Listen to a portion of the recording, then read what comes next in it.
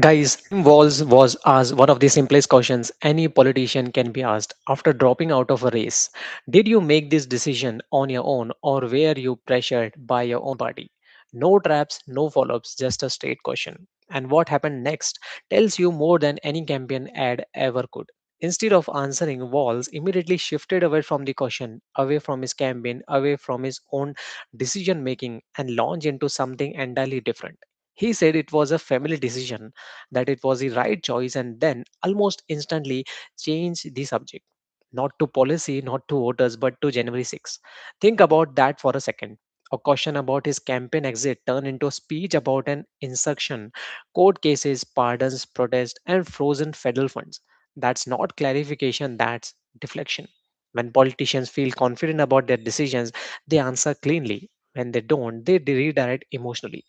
And Walz didn't explain why he left the race. He reframed the movement as a national crisis, claimed Minnesota was under attack, criticized protest, and accused the federal government of punishing states illegally.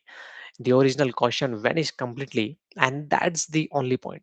This wasn't about January 6th, this was about avoiding the accountability.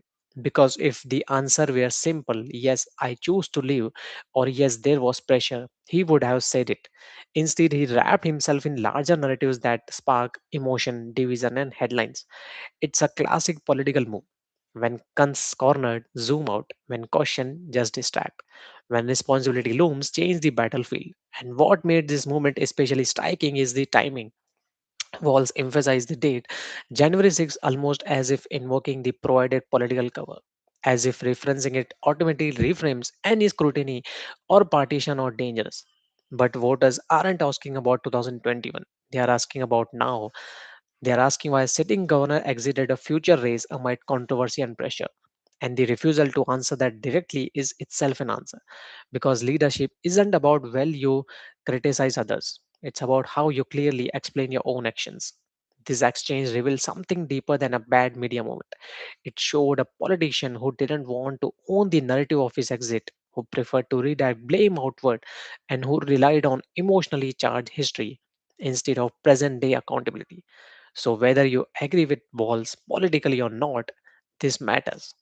Democracy depends on leaders answering basic questions honestly. When they can't or won't, it signals uncertainty, pressure, or both. And in this case, the louder the deflection, the clearer the silence underneath. He was asked why he was dropped out. He never told us, and that tells us everything. So, guys, thank you so much for joining in today. This was the main story. And let me know your thoughts in the comments. What do you think on this? And thank you so much for watching. We'll see you guys in the next one.